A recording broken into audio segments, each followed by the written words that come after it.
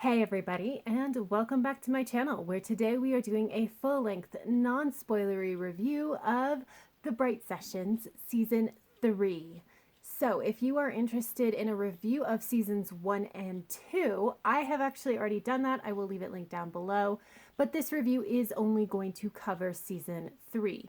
And it will be non-spoilery for Season 3, but just by necessity, I am going to talk about a few things that are going to spoil some major plot points for Season 2.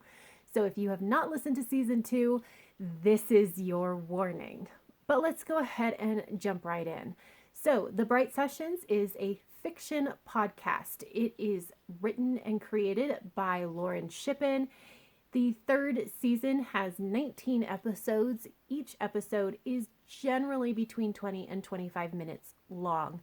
Now, there are some episodes that are a little bit shorter or even a lot shorter, and the season finale, is an hour long, but for the most part, they are between 20 and 25 minutes.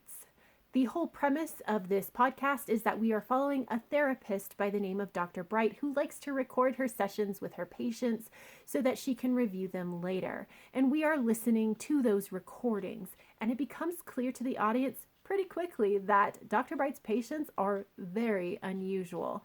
They all seem to have superpowers, and Dr. Bright is trying to identify what superpowers they have, as well as help them learn to control it and learn how to live a life when that life is going to be kind of unusual.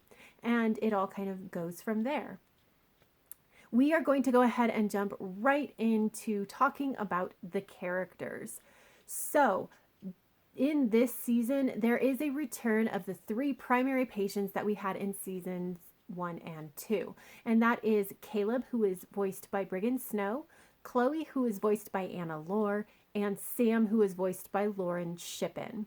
So these are the three primary patients that Dr. Bright was seeing, and a lot of their storylines were really set up in seasons 1 and 2. And what we got in season 3 was a very lovely and natural progression of what we would kind of expect from their storylines. So Caleb is still just trying to survive high school and also navigate this new relationship with Adam. Chloe is trying to ease into college as well as help her friend Frank. And Sam is on the search for Mark, but also trying maybe to live her life a little bit in a way that she's always kind of wanted to, but never really felt that she could do so safely. And it was just really lovely to return to these characters and watch them continue to grow. And then, of course, there is a return of Dr. Bright, voiced by Julia Morizawa. And so Dr. Bright was fabulous in this season because what we got was really an expansion of this character. In the first two seasons, Dr. Bright was always primarily a therapist, and we occasionally got glimpses of her in other roles in her life, but it was just that, glimpses.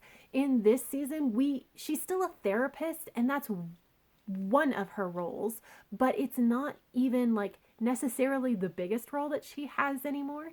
We get to see her being a friend and being a sister who's worried about her brother, and we even get to see her interact with people who are pretty close to being her peers, and it's just absolutely fascinating to watch.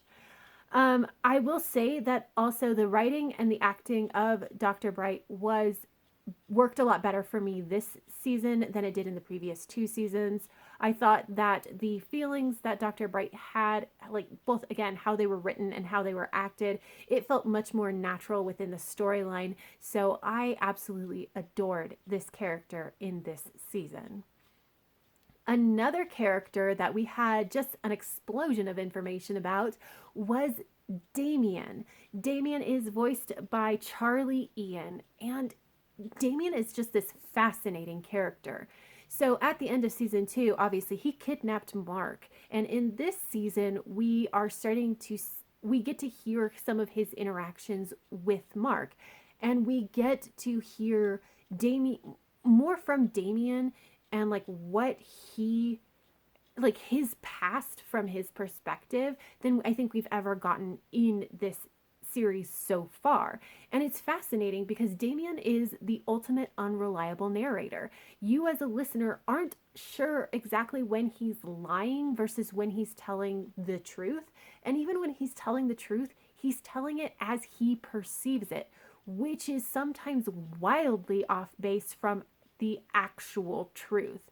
And so we know that we're getting some, like, even when we know he's telling the truth, we know it's some version of the truth, and we just don't know how much to put, like, stock to put into that character. And so it is a fascinating insight into, like, how he views the world.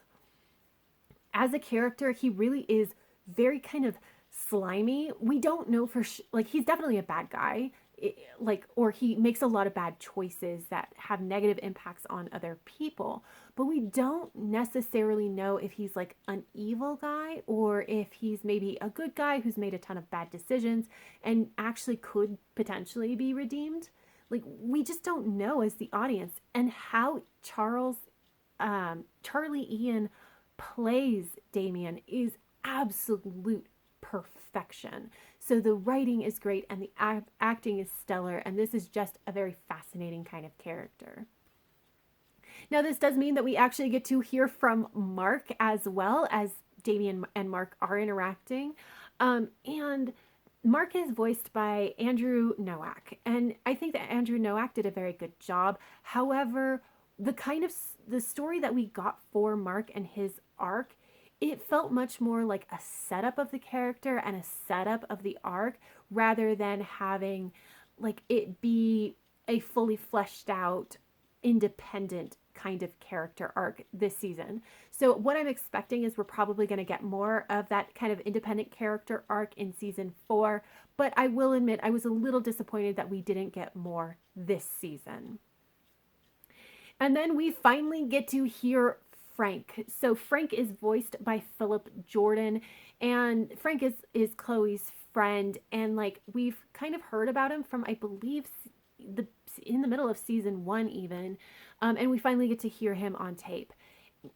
Frank, while he was acted very well by Philip Jordan, I don't think that the writing was the best I've seen from Lauren Shippen.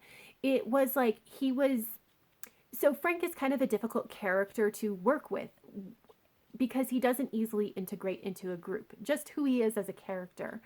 But, like, how it was written didn't quite, the pieces just didn't quite fit together. I found that when Frank was interacting with Dr. Bright, those were probably some of the most well-written scenes, but when he was with the larger group, it didn't quite work for me in the same way. What I will say about Frank, by the way, is that anytime that he is involved with the storyline, pretty much, there are content warnings. The episodes do have the warnings listed, so be mindful, check them out if you need them. And then we did get to hear more from Adam, who is voiced by Alex Gallner. And Adam is this great supportive character because he feels like a fully fleshed out character with his own challenges, but he serves as a really great foil for Caleb. And could be, especially because Caleb is so much younger than the other characters, it's nice to have Caleb interacting with another teenager so that they can kind of work it out together. I also really enjoyed Agent Greene. So Agent Greene is another supportive character who's really there to facilitate the storylines with the AM. And just how he's written and how he was voiced by Ian McKellen is fantastic. I have absolutely known guys like Agent Greene, and they drive me up a wall, and Agent Greene drove me up a wall in the same way. So he does great as his supportive, like, in his supportive role in moving these storylines along, and just generally he is a very good character as well. And then lastly, we have Wadsworth, who is voiced by Alex Marshall Brown, and Wadsworth is amazing as an antagonist to Dr. Bright and her group. She is also just like, she's an antagonist and she's arrogant, and every time she was on the podcast, I wanted to reach through my headphones and shake her and just be like, you're a terrible person. And I think that that is fantastic. Like that depth, inspiring that depth of feeling is absolutely great. So yeah, overall, I think that the writing of the characters, their arcs, and the acting of them was generally very, very good. Obviously, I did have some quibbles with Frank and how he was written, and also a little bit with Mark because I wanted more. Although I kind of understand why we didn't get more, but but other than those two things, I think everything was done very, very well. Moving into the plot, season 3 does have an overarching plot, and it's fascinating because in the beginning of the season, it's really like we're dealing with the aftermath of what happened at the end of season 2 with busting Mark out of the AM and then subsequently getting kidnapped by Damien. So everybody is kind of dealing with that. Damien and Mark are like on the down low. Sam is trying to find Mark. Dr. Bright is dealing with the AM and like because the AM kind of knows who did it. And so it's all that kind of stuff. And out of all of that aftermath, a very natural storyline kind of emerges. And it was really interesting because I never could quite predict where we were going to go. Although, like, obviously, the closer we got to the end, the more I was able to, like, the more of an inkling I had. But once we got there, I was able to look back and see the very natural progression and how the listener was just kind of pulled along to this conclusion of the season. It does have a cliffhanger ending, unfortunately, more so than season 2 did. So, like, just be aware of that. But honestly, I loved following all of these little plot lines that we had, these character arcs.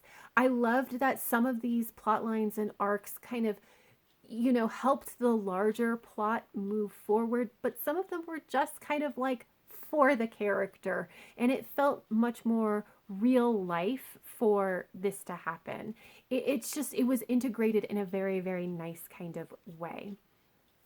So clearly, I loved this season of this podcast. I enjoyed it so much. Every time I would listen to one episode, it very quickly turned into like 5 episodes. And uh, if if you really want to know how much I enjoyed this, like I finished the season like 2 days ago, and I am filming this so quickly because I wanted to film this review before I got into season 4, and I so badly want to get into season 4. So I just found the time to film this review. So I think there is honestly no higher compliment than that.